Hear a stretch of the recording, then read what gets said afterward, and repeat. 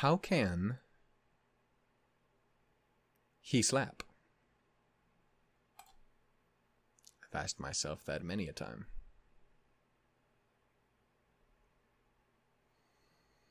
You fucking you speedy fucker.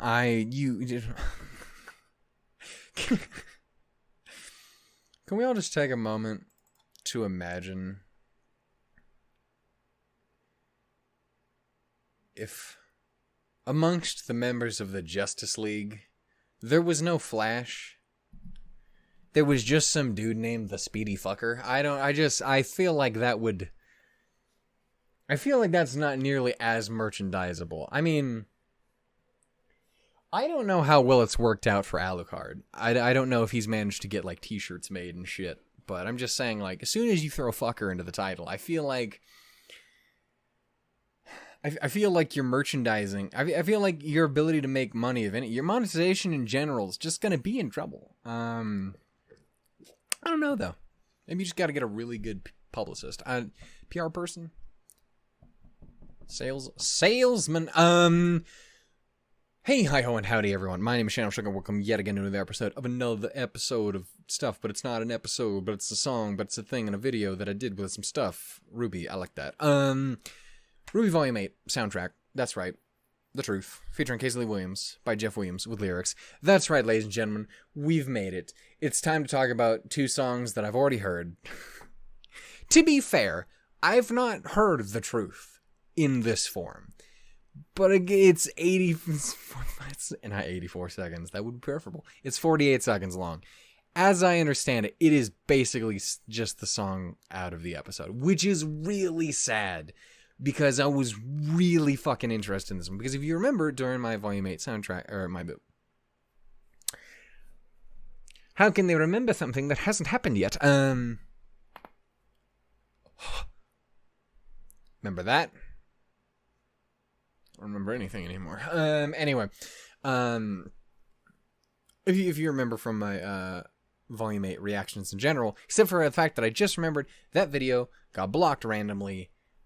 And I have no idea when it got blocked, but it's probably been sitting there blocked for about a year. Anyway, I don't know, but I did fix it eventually, so just recently. You can watch that episode; it's a great episode. I really like that episode. Was the point I was trying to make? That was my favorite episode for quite a while in Volume 8. I really liked Midnight because I really enjoy Cinder as a character. As a person, she's dog water. As a character, though, I really enjoy that character. I feel like they've made her 100 times more interesting than they could have. And by could have, I mean basically appealing to the people who simp for Cinder. Cinder is a character who I think adds a whole lot more when she's a fuck up. And I say that as I don't mean I don't like her by the end. I mean, I don't like her by the end of this, but not in that way. Again, I entirely mean as a person, not a character. She murdered Penny again. We just got that, and you already broke it. You're never coming to Disney World with us again, Cinder. Anyway, point is, I like that they didn't make her as completely boring as they kind of could have. And I say this with all the love to the original first few volumes, Cinder was incredibly boring. I do not enjoy characters like that much.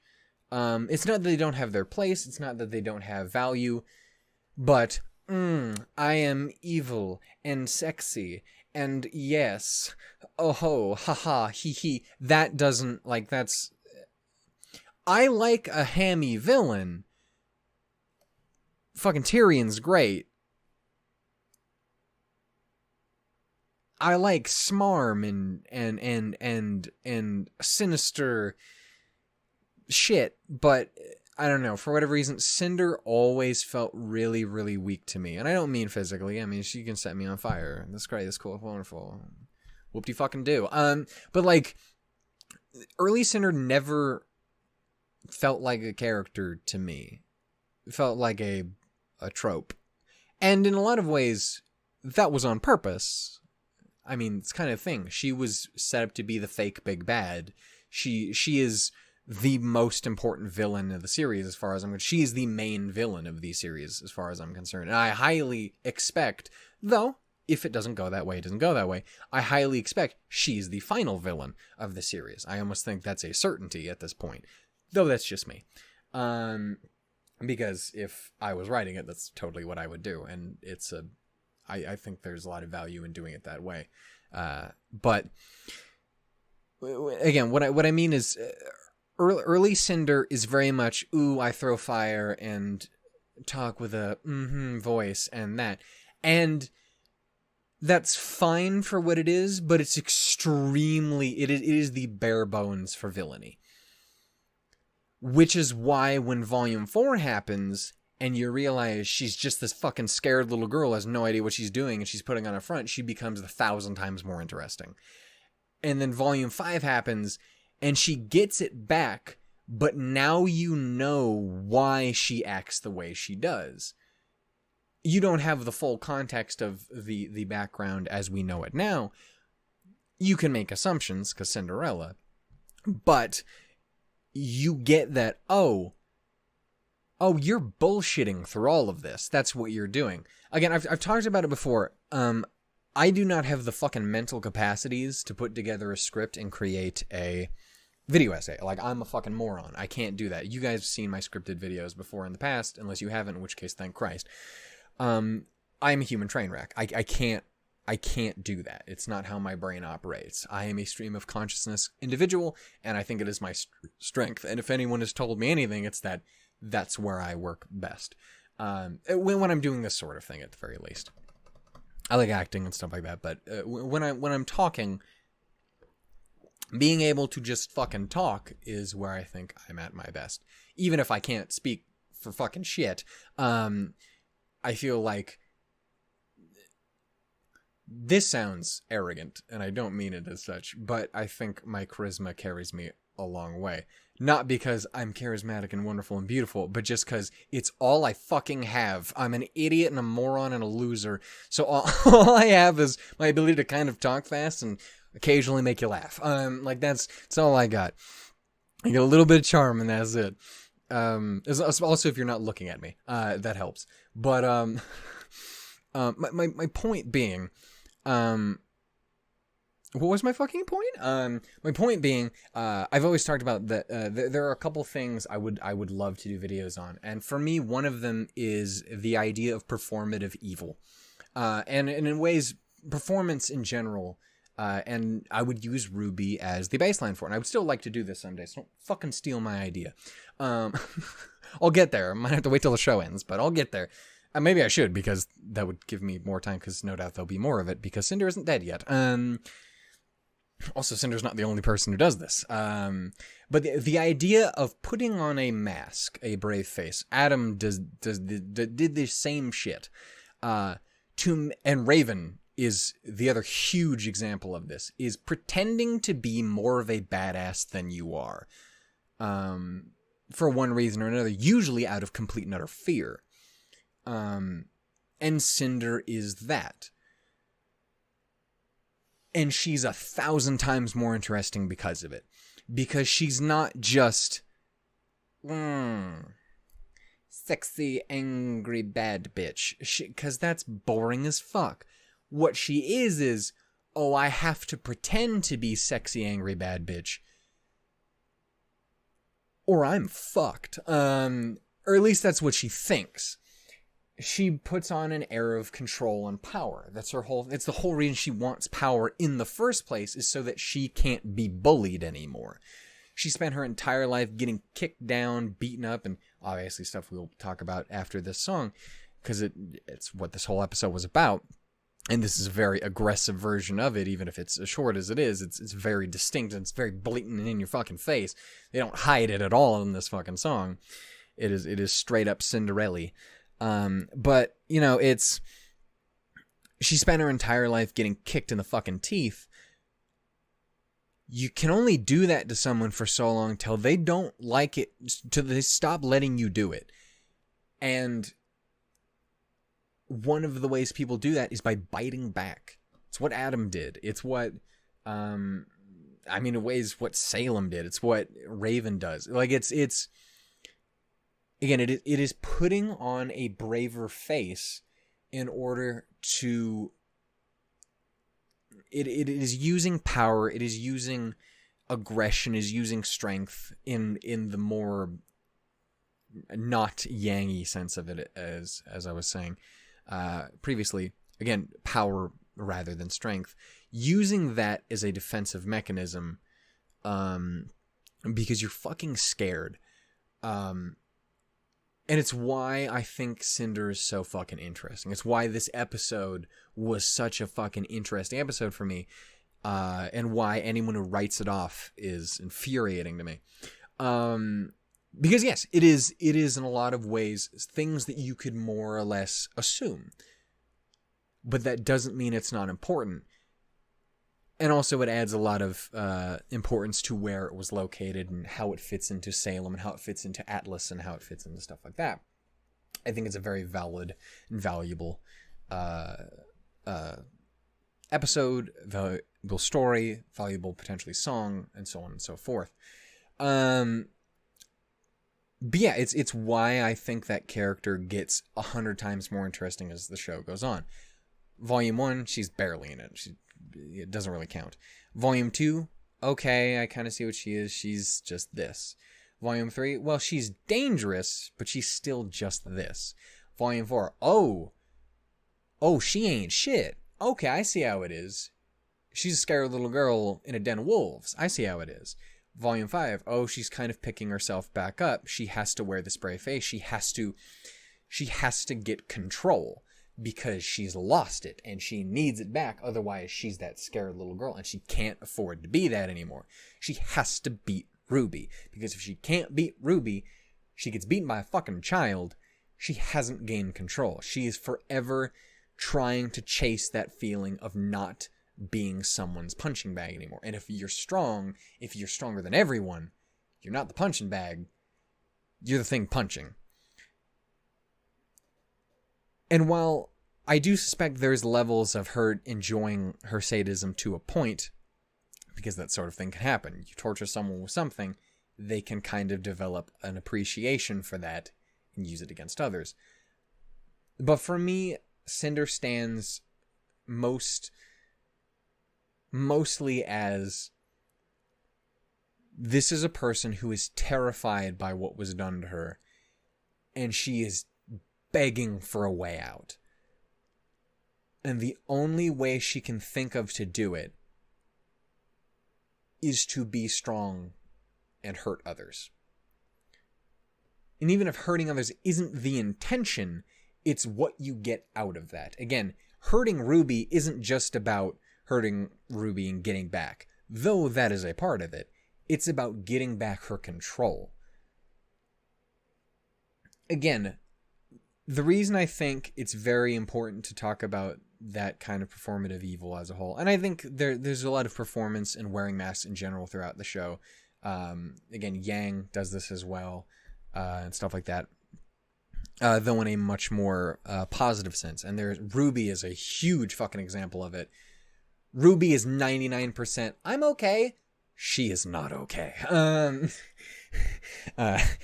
She has never been okay. But I don't know. I think it's really important and interesting, and it's why I do wish we had more of this song, and why I love this episode so much is because it adds to and builds on to that character more and more and more. And it's this volume in general, and like I talked about, I was kind of like had the progression through, and then obviously in volume 6, it's her slowly picking herself back up and trying to figure out how she's going to attack this problem. And volume 7 is her attacking the problem the same way she always does. Same way that always gets herself fucking destroyed, which is power, fight, angy. Like that's her strategy, because that's what she knows. forgetting that how she kind of won before RWBY beat her ass was because she was playing it smarter. She was playing it smarter in Volume 1 and 3, and then she got cocky because she thought she had all this fucking power. She didn't need to be smart anymore. She just needed to be strong. She didn't learn the lesson that Yang would have to learn. She didn't learn, lessons for fuck all. Until, of course, Volume 8 happens, and Watts sits her down and goes, "What the fuck is wrong with you? You're an idiot. What are you doing? Use your head, or we're all fucked, because we kind of need you, and you're being a dumbass." And again, a lot of people praise that scene for its kind of cathartic nature, and it's very satisfying. But it was something that needed to happen because that is that character's growth, is her. Sadly, it's not her coming to the realization that maybe I was an asshole, maybe I should try and do better. It's coming to the realization, I'm not trying hard enough. I'm not being smart in how I'm a douchebag. And that's what the volume is. It's like, in that moment when she's sitting on the edge crying, she's like, fuck. He's right. He's right. This doesn't work. Everything that I've done, fucking sexy angry fire hoe doesn't work. Angry rage machine woman doesn't work. Smart manipulative douchebag paired alongside those two does. And I think that's cool. I mean, I hate it because Penny's dead and everyone fell into a weird other reality hellhole. And everyone else is stuck in Vacuo. And Salem's got 2 relics. And James is dead. Like, it's bad, but it's good. And it always bugs me, and it makes me really sad that people write off that character because they just don't think about it for more than 10 seconds. I've talked about it before, and again, I'm trying not to harp on this because, as we've said, hell, as I said in Be Strong and His Stuff, the reason I harp on this stuff is because I was this person who didn't ever think about anything and just did it. And it's funny because you literally doing the shit you're talking shit about Cinder for being. But like it's the not thinking shit through and instead just going, fire. Which was literally Cinder's entire problem and her entire arc was learning that was wrong. But like RWBY is something you can have an extraordinarily baseline view of, or if you thought about it for more than 5.5 seconds, you can read a lot of deep, interesting, incredibly valuable information about creating art, about what art is, about people, and about stuff like that. If you think about it for more than 10.5 seconds. If you don't, you make videos on the internet going, I don't get this, someone explain this, this is bad, it's wrong. How vexing. Anyway, point is, it's the second time I've made that joke.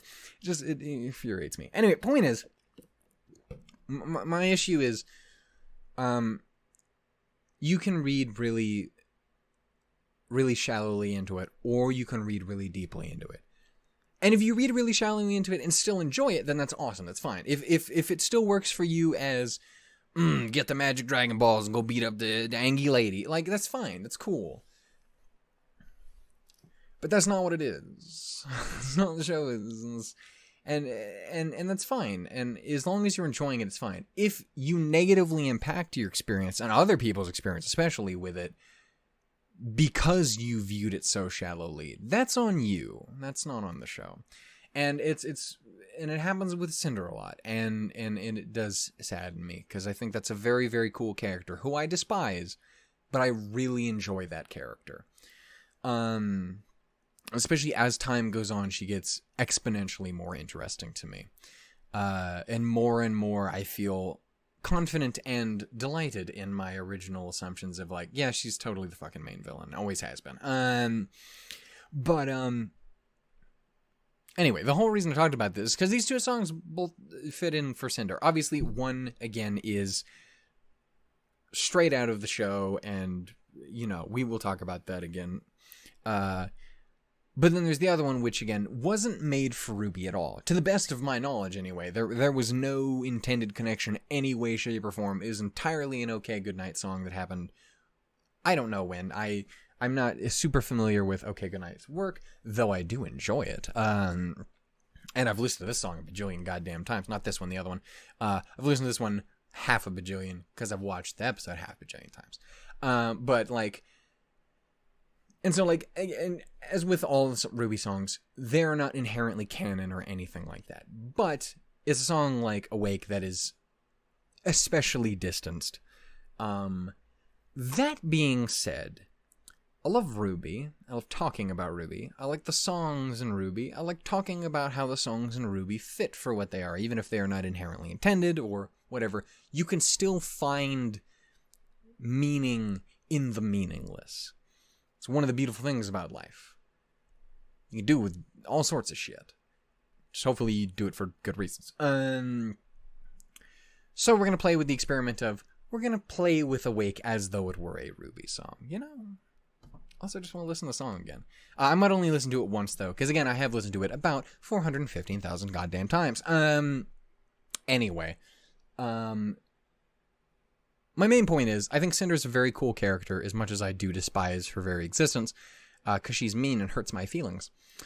I think she's very interesting, and she's easy to write off. And one thing that really does sadden me is how many people wrote off the episode in general, and wrote off Cinder's backstory, whether because they didn't understand what the word justification means, or because they considered it too late in the story, which has always been weird to me.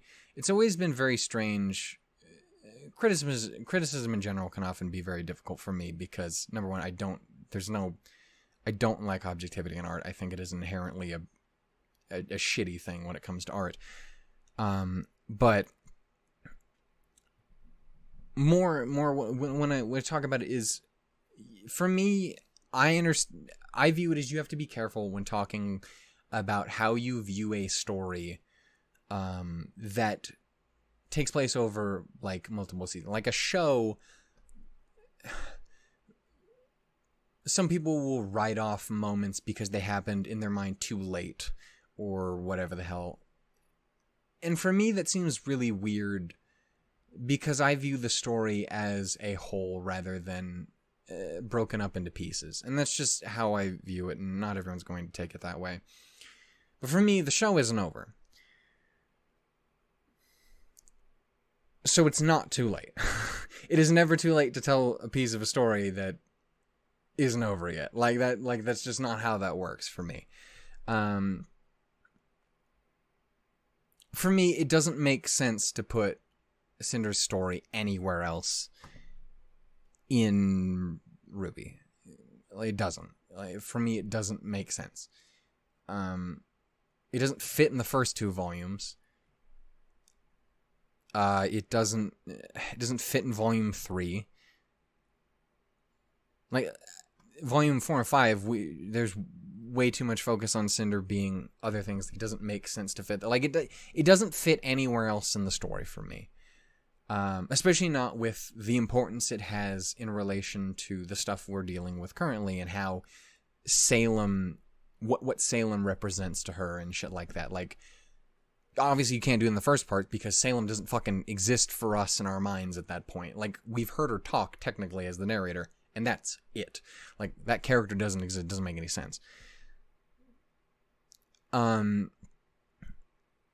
Yeah.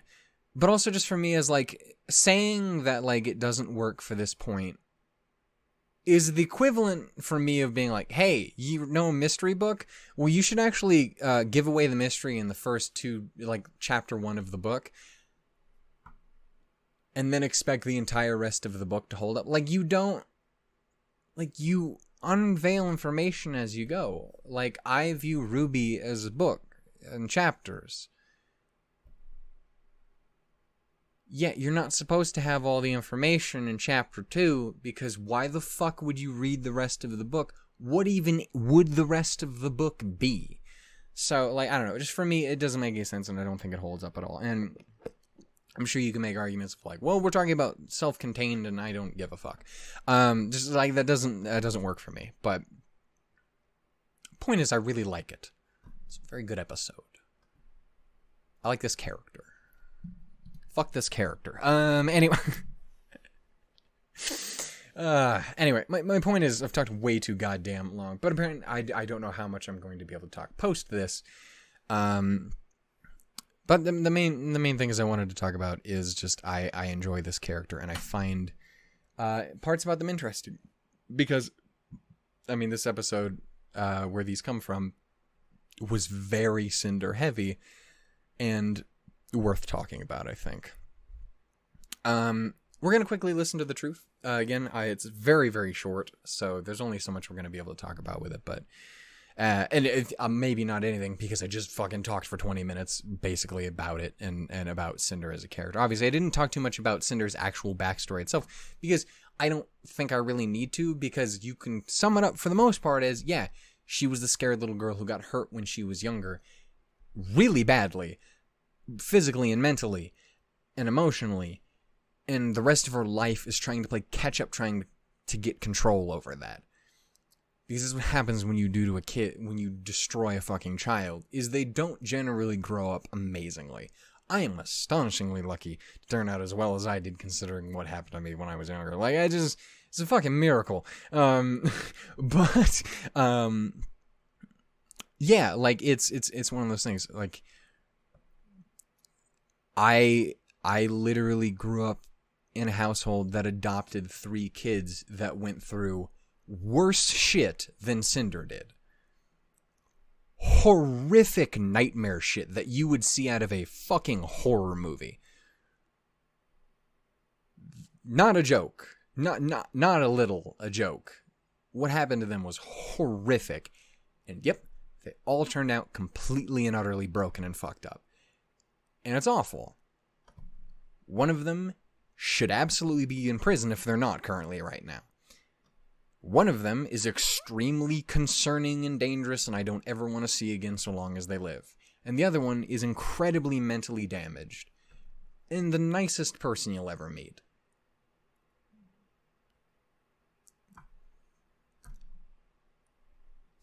But he is what he is now. And that's because of what happened to those kids.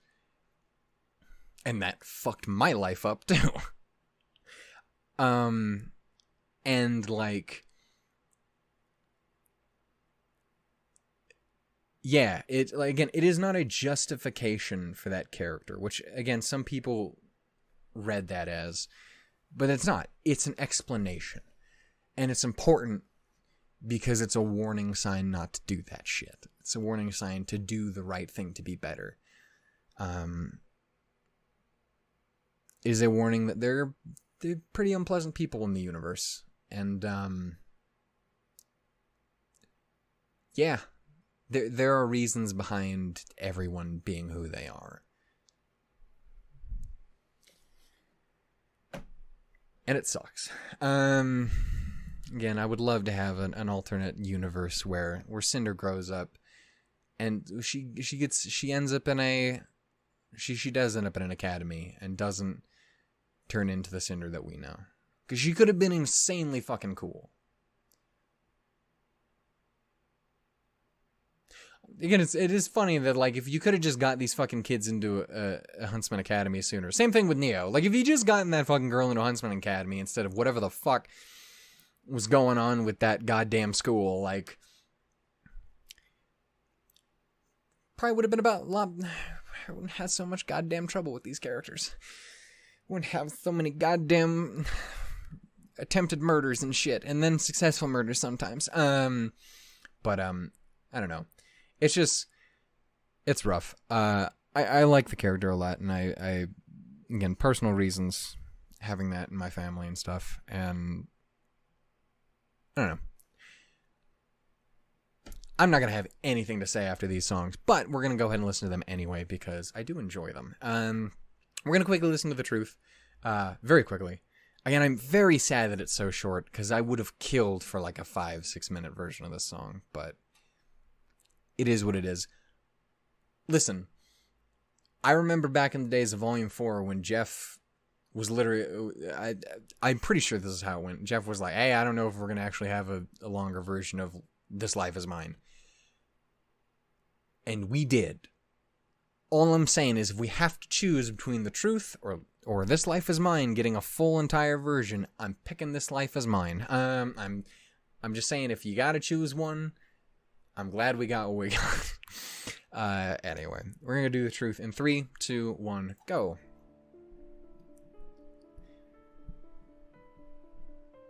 "30 minutes. 30 minutes talking about Cinder. The linens sweep the floors. Your mouth and to your chores. Scrub the dishes in the sink. No one said that you should think. Then the silver, wash the clothes, and when you're finished, don the socks. Dry my vest, my slippers, fill my glass, and rub my feet. Hurry up, you're so slow. You're no good, I hope you know. And the life is of no use. And the truth is that no one's ever loved you. Jeff, you hurt me so bad. It's so good, and I'm so sad that it is so short.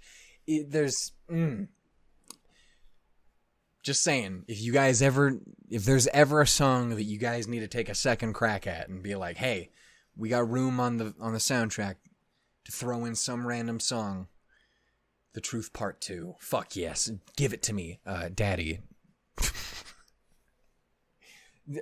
Casey's daddy specifically.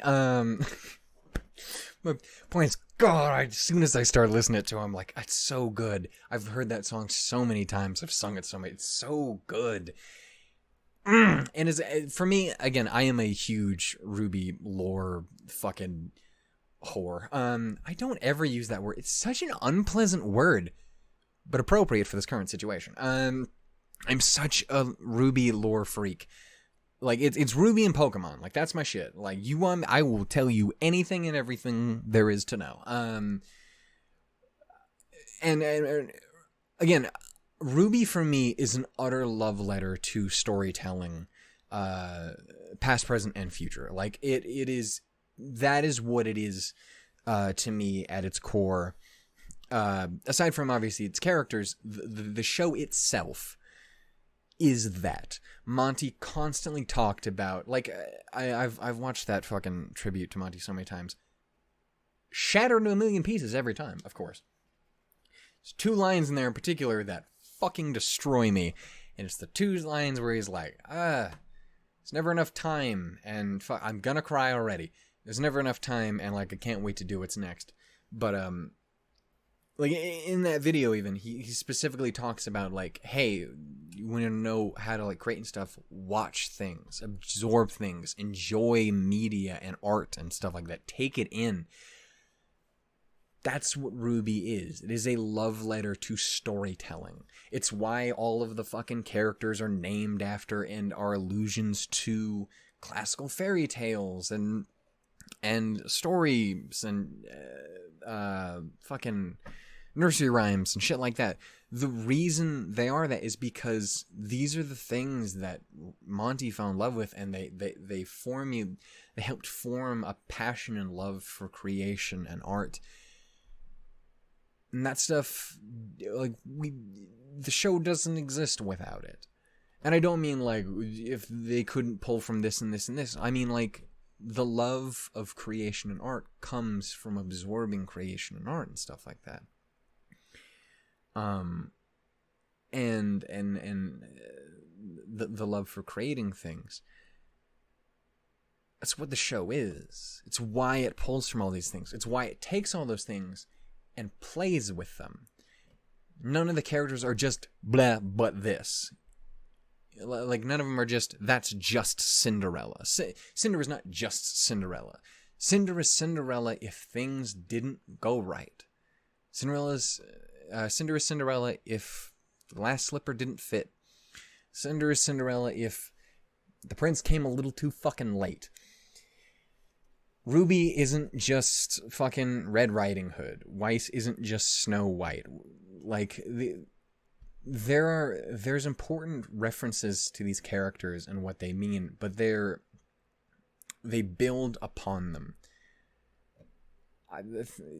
To kind of bring it back to Weiss, like, Weiss isn't just Snow White, because Snow White isn't an arrogant, pompous asshole like Weiss is in Volume 1. She knows she's the best. She knows she's hot. She knows she's gorgeous. She knows she's all these things. Who's the fairest in the land? Weiss motherfucking Schnee. And she knows that shit. Snow White isn't that. Snow White's just like, I'm just fucking dicking around in the forest eating apples and shit. Like, it's that but played with. And again, and obviously, like, the tsundere is a classic fucking thing. But even then, it's like, they take that and they take the obnoxious douchebag girl who Weiss could have been for years, if never having changed. But then she grows and actually becomes something more than that, which a lot of the time doesn't happen in art. And you have other things, like, I've talked about this before as well, like the magic MacGuffin of the relics. This fits back into you can have an extremely shallow interpretation of the series, or you can totally not. Because you can listen to that scene in Volume 4 and be like, okay, so it's grab the Dragon Balls, get unlimited power, beat the evil woman because she wants unlimited power, blah, blah, blah, blah, blah. But that's literally not what that is at all. Yes, you're gathering a lot of things to bring them together, but the reason why is completely different. Like, you don't get unimaginable power when you have all the relics. That's literally what it is set up as. That is what it is told you as, because it's fucking with you. It's the show explicitly making you think it is more cliche than it is, and then you get later on down the series and like, oh, that's not what it is at all. Don't get me wrong, it gets the girl what she wants. It gets Salem what she wants, which is to die. But it's not unlimited, but she doesn't want unlimited power. Maybe she did at one point. I mean, she almost certainly kind of did at one point, but not anymore. Like, even the fucking official guidebook lies to you on this on purpose. It is purposefully trying to take something, make it appear cliche, and then make it not. It's one of the reasons and don't get me wrong, it's not as though there are no cliches in RWBY that stay cliches. That's not... Cliches exist in storytelling for a reason. It's because that's how stories work. It's because a lot of them are very good. Exist for a reason. Don't get me wrong, they can get boring, they can get overused, but they exist for a reason. Something having a cliche is not inherently a wrong thing either. But a lot of RWBY is taking that and playing with it. And I have no fucking memory of how I got on this topic. My point is, like, it's something that I love about RWBY. It's something that I like about Cinder. Cinder isn't Cinderella. She's Cinderella plus. And it's why I think these characters in this story is so interesting. It is a love letter to stories. Of classics, of stuff in the modern day, even. Like, it's just, it is, the series is a love letter to that. And it's why pulling characters from other stories and playing with them is so satisfying to me. It's why, and again, the reason I mostly talk about it during this song is because this song is straight Cinderella. It is. Like, even as much as Cinder is Cinderella plus, this song is just Cinderella. It's not even the plus. But that's what I like about it. It starts you with the baseline of this is what it is. How is that going to change and tweak and adjust, and how is it different? I don't know. I lost my track on exactly where I was going with the fucking thing. I thought you said you would be worse if you scripted shit. Maybe I'm just a failure on every front, but I don't know. One of the things I love so much about RWBY beyond just the characters is it is a love letter to storytelling. As someone who is a writer and as someone who adores storytelling and believes that every single story in the world deserves to be told. I don't give a shit how fucking boring it is. I don't give a shit how cliche it is. I don't care if it's the best thing you've ever read. I don't care if it's the worst thing you've ever read. I don't fucking care. It deserves to be told. You get one shot on this fucking planet. Tell your fucking story. It's why I despise people tearing stories apart. Why would you do that? Are you actually making anything better? No. You're not. I don't know. My point is, I like RWBY. I like RWBY. I like Cinder as a character. I love what RWBY does with character.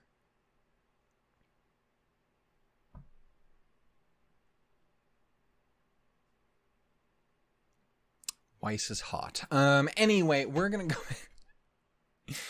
go ahead and talk about Awake now. I should listen to this one more time, not because I haven't heard it enough, but just because I want to listen to it one more time because it's good. But yeah, again, I don't have too much to say other than that because again, it's literally just Cinderella. But I think it's really important because that builds on as a good baseline, which I think is why it works amazing if they did a The Truth Part 2, because you have The Truth, straight Cinderella. You have The Truth Part 2, next volume or a volume down the line, which is Cinder's other half, the Cinderella Plus. You know? What happens after that and Happily Ever After didn't fucking happen. It's in the same thing with a love letter storytelling is the show itself is what happens if Happily Ever After is total bullshit and that didn't work because a guy got a case of the sniffles. Like, COVID struck again. It's a time traveling virus. I don't know.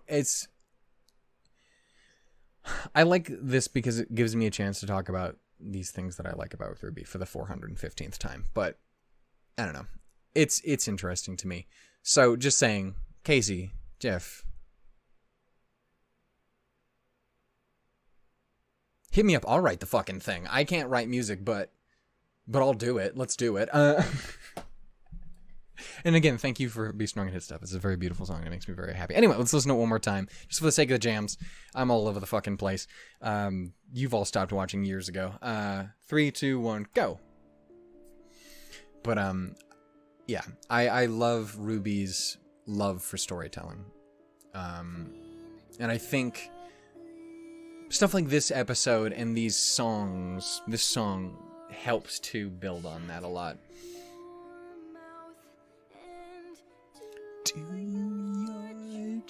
I'm just so sad it's so short. It's so good. But again, I think that sets it up perfectly for a part 2. Are they going to do that? Absolutely not. Could they, though? Yes. And it could be fucking awesome.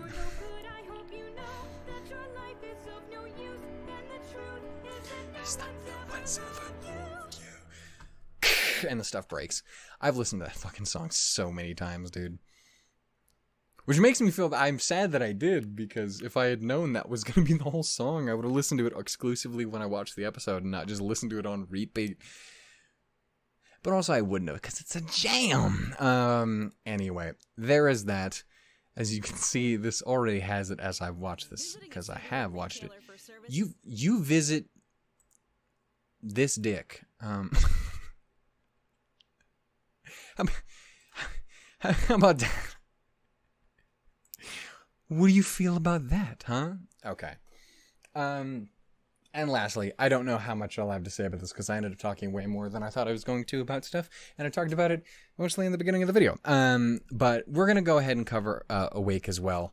Again, as I mentioned before, I have heard this song 1,000 times because I specifically went ahead and listened to it because it was a song that was not written for RWBY. And even more so than All Our Days or Not Fall in Love with You was, where it was like, it was kind of written this and we adapted it, or like it did exist, but we felt it fit in here, we could put this there and do that, and you can maybe get some meaning from it here or this or that. This one, fucking nothing. That being said, I do think they picked a very good song to do that. Number one, it's just a jam. We will only listen to it once because I've listened to it so many fucking times. Also, it's an OK Goodnight song, and I don't want to step all over OK Goodnight's dick. Thank you to them for joining the RWBY of it all, and I really enjoyed it. Also, one thing that I'm really sad about, too, on the topic, especially because I think it would have fit really well with The Truth if they had done a fuller version of it. Again, Truth Part 2. I'm really sad that Amelie didn't have any part in the soundtrack. It's a real bummer because she's an absurd talent, and I wonder if they ever talked about it, like, hey, maybe you could do that or something like that, or maybe it's something planned for the future or something. Because for those unaware, obviously another person much in the same way of Caleb Hiles, who's done covers and stuff for RWBY and stuff, and she does some extremely fucking cool ones. She does very different takes on some of the RWBY songs, whereas Caleb more did kind of straight recreations in his own voice and stuff, which is totally cool and awesome as well. Amelie kind of went and did alternate versions of stuff, and I really love what she did. I, of course, always love the originals, but I do really love the alternate takes on them. And again, I would love to have her on board, because she showed up in Midnight. She was the one who voiced the stepsisters. So when I saw her there, I was like, oh, fuck. Does that mean she'll be joining in? Because we got really lucky and we got to have Caleb roll in last volume. We also had, of course, Donna and Bennett and stuff come in with the likes of War and things like that. So I was really hoping we'd get to hear her in this soundtrack, but sadly we weren't able to. And I don't know if it's just they didn't talk about it, or they did talk about it, like, we won't be able to do that. Obviously, Jeff, there's reasons the OST did not come out when it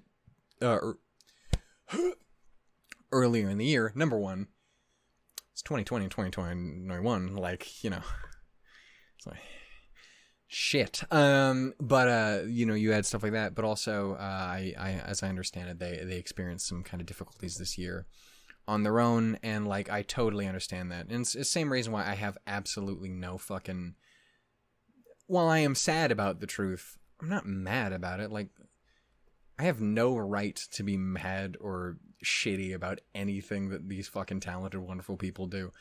I'm just happy we got it. And here's the biggest thing is I can hope is maybe next volume we'll get to hear her. Or maybe next volume, again, we'll get a part 2 to The Truth or something like that.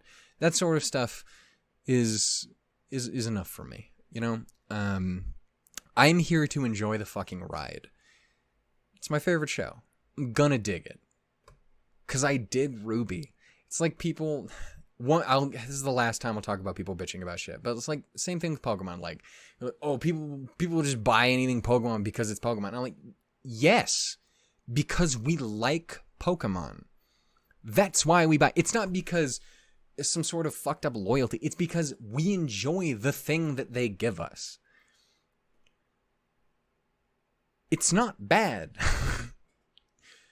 You just don't like it, and that's fine, and there's nothing wrong with not enjoying something, but shut the fuck up and move on. Same thing with RWBY, same thing with anything that has those kind of people in it. Is just, yeah, we will enjoy it if they give it to us, because we enjoy the things they're giving to us. That's enough. I don't want it to be something else. I want it to be what they give. I want to watch RWBY, not because it's my vision, because it fucking isn't. It never has been. It never will be. Because I didn't write the fucking thing. I want to watch RWBY as Miles and Carrie and Eddie and Kiersey's vision. Because they fucking did. Because they're the ones who write the thing. That's why I'm watching it. I want what Jeff and Casey are giving us because that's what they're giving us, because that's their thing. And that's what I want. Just frustrates me. No one is going to watch this fucking video. We're going to watch Awake. Listen to Awake. We're going to watch it and listen to it. Again, it is not inherently tied into the show particularly heavily in any way, shape, or form, but it's a good fucking song. So we're going to go ahead and listen to it. Huge shout outs to OK Goodnight for putting this together. I have not listened to a ton of OK Goodnight songs, but any time that I have heard stuff from them, number one, Casey's the singer. Immediate fucking win there. But like, anytime I have heard stuff from them, it's been fucking great. So, like, I should listen to more of their stuff. If anyone has any particular recommendations for good OK Goodnight songs or anything like that, let me fucking know, because I would love to hear more of them. We're going to do this in 3, 2, 1, go. But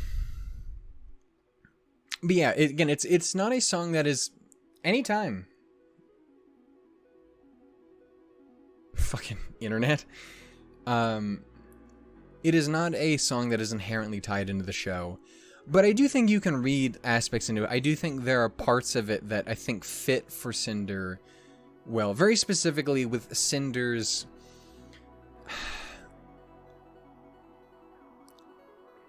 resolution, I guess it was maybe the word I'm looking for with this, is kind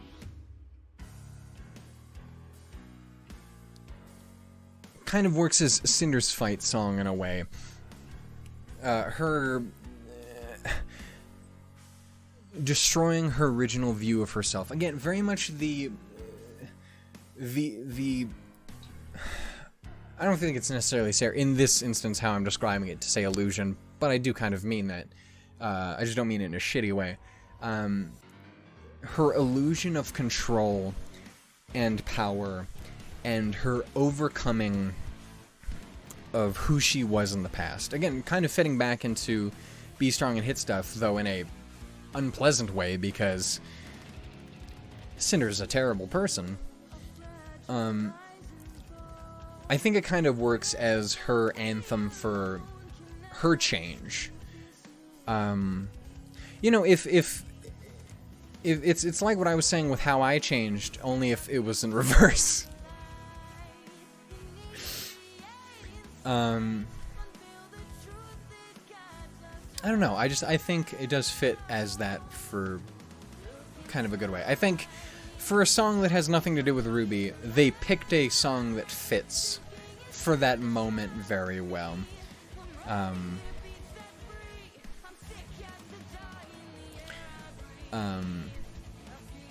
Again, a song of overcoming her original, who she believed herself to be in that moment, and who she wanted to become, who she always is striving to become, who she believes she's awakened herself to be.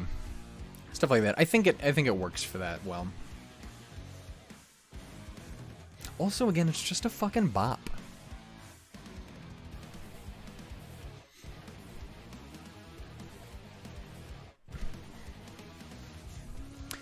Again, I don't really know who else is in the band, so I can't shout anyone else out, but whoever it is that jams hard like a bad bitch on the guitar, shoutouts to you. Slayin'. Again, to all the OK Goodnight folks. Talented.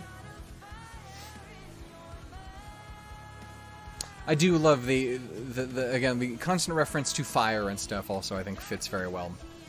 Obviously.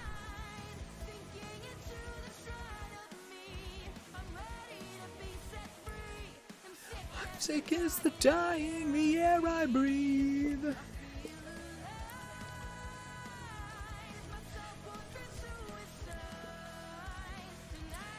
It's the time to die. Now I move.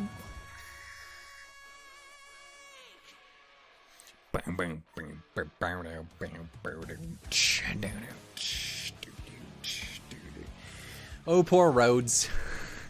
You tried. You fucked it up a little bit, but you tried. Wouldn't have been my... I would have handled it a little differently. Probably would have lived because of it, but, you know. Probably wouldn't have helped create a murderer because of it, but, you know. God damn it, Rhodes. Kiss my innocence goodbye. You know, I think it fits really well. Right? It fits very well as a throwing away who you used to be to become something, at the very least, you consider stronger. Sort of song.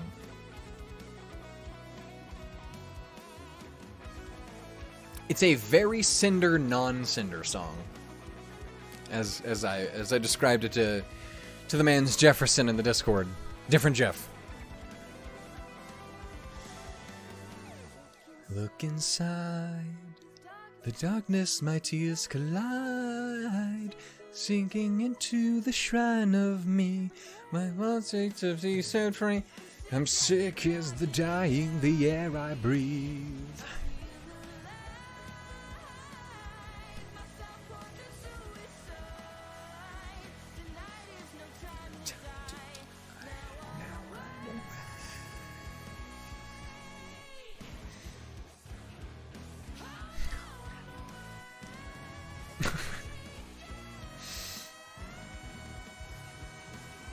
It's just a good jam.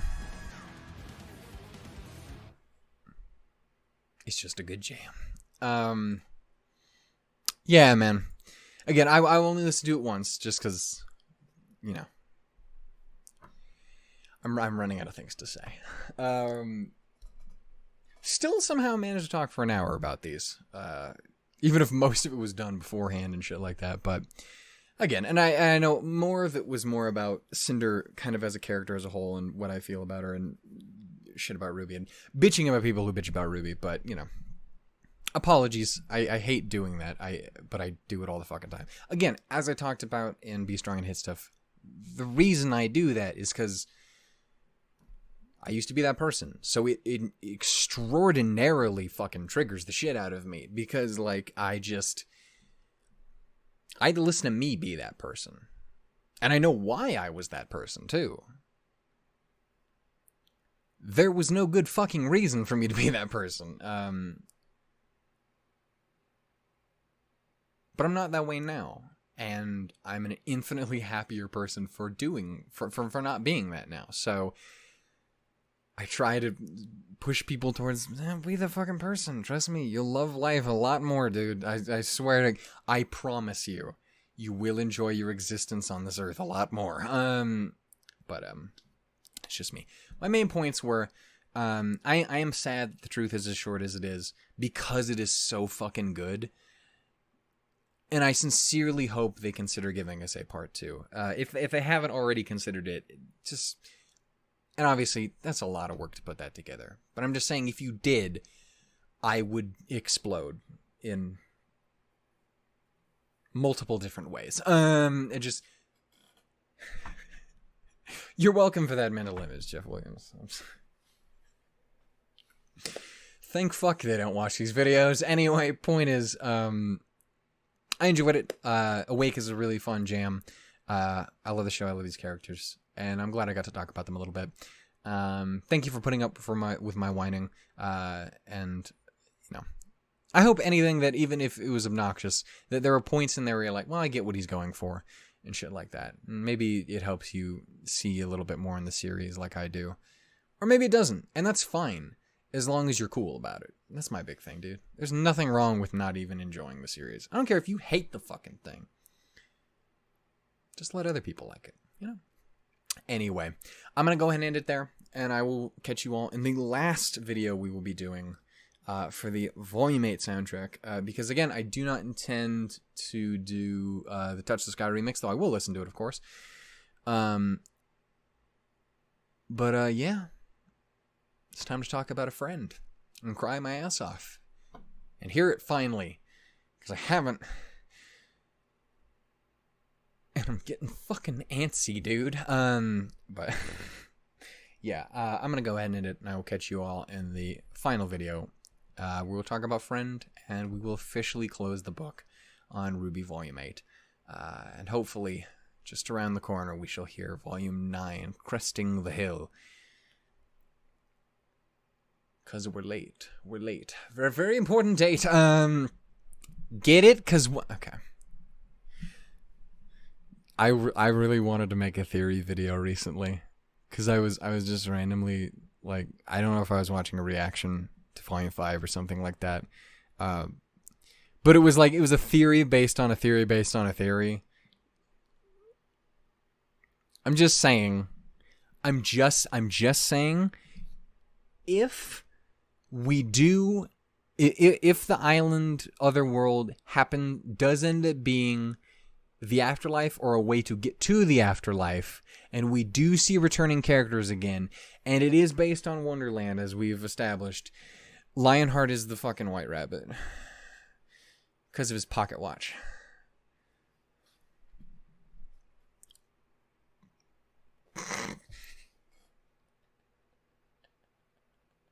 That's it. That's the whole thing. That's the whole theory. And your mind exploded. I freaked your mind. Anyway, we're gonna go ahead and go. I will see you all in the final video. Tuesdays, lemons, bye.